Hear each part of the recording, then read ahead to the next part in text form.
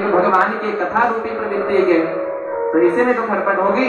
वो घंटे बजाएंगे, जगदीश हरे करेंगे और वो सोएंगे उन्हें। और निद्रा से बढ़कर इस कलिकाल में इस व्यसन रूपी फंसे हुए मनुष्यों के लिए निद्रा से बढ़कर कोई चीज नहीं है। इसीलिए निद्रा जो है ना बहुत ही व्यसनीय है। पहली बार निद्रा को त्यागना चाहिए। और घर में जितने भी प्राणी हो सबको कथा सुनने आना चाहिए, क्योंकि वैसे भी इस कलिकाल में कथा इतना दुर्लभ है, कहाँ किसको सुनने को मिलता है। और कहीं प्राप्त होता है तो जरूर सुनने आना चाहिए, क्योंकि एक मूर्ख से भी ज्ञान मिलता है। एक मूर्ख से भी हमें कुछ न कुछ ज्ञान मिलता है। भिक्षा मांगने वाला कहता है कि दे दे रे बाबा तेरा भला होगा, उससे भी यह ज्ञान मिलता है कि मेरा भला होगा। इसीलिए मूर्ख व्यक्ति से भी हमें कुछ न कुछ सीखने को मिलता है। कथा सुनने का कोई आयु नहीं होती है, कोई आयु निर्धारित नहीं है कि आप जब बूढ़े हो जाएं तभी कथा सुनें।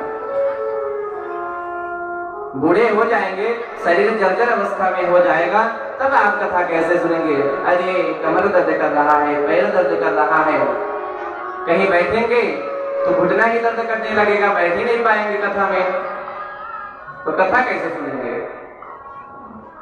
तो शरीर जब जर्जर अवस्था की हो जाए तो तब वैराग्य अवस्था छाती है। और कभी घर में हुई खटपट तो चल बाबा की मठ पर।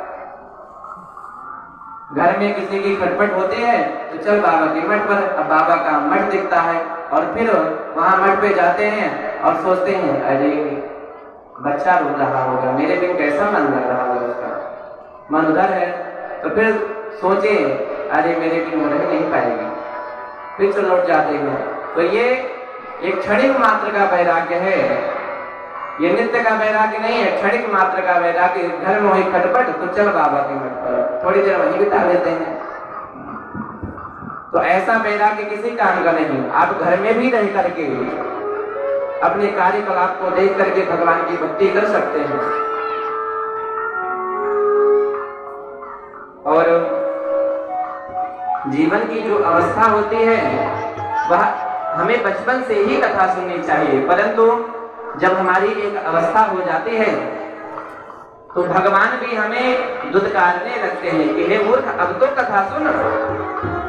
हम 40 वर्ष से ऊपर हो जाते हैं, 51, 52, मतलब कि 49, 50, 51, जब जैसे ही हम 50 पार करते हैं हमारे 51, 52, मनो भगवान कहते हैं अरे मूर्ख अब तो वन की ओर प्रस्थान कर। 51, 52, 53, 54, 55, 56, 57, 58, 59, 58 तक तो भगवान कहते रहते अरे मूर्ख अब तो वन का जा, परिवार के मोह माया का त्याग कर।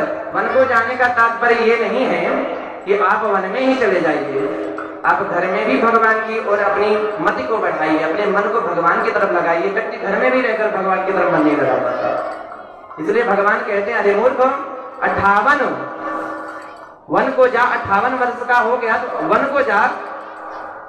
फिर जब मनुष्य नहीं समझता है तो भगवान कहते हैं क्या 59, 60, 61, तो भगवान कहते अरे 60 अब तो चला जा। 61 वर्ष की अवस्था हो गई, 62 वर्ष की अवस्था हो गई, अरे 60 अब तो समझ जा।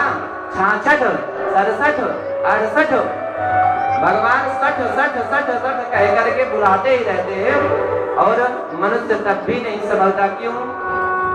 क्योंकि यही है मोह माया।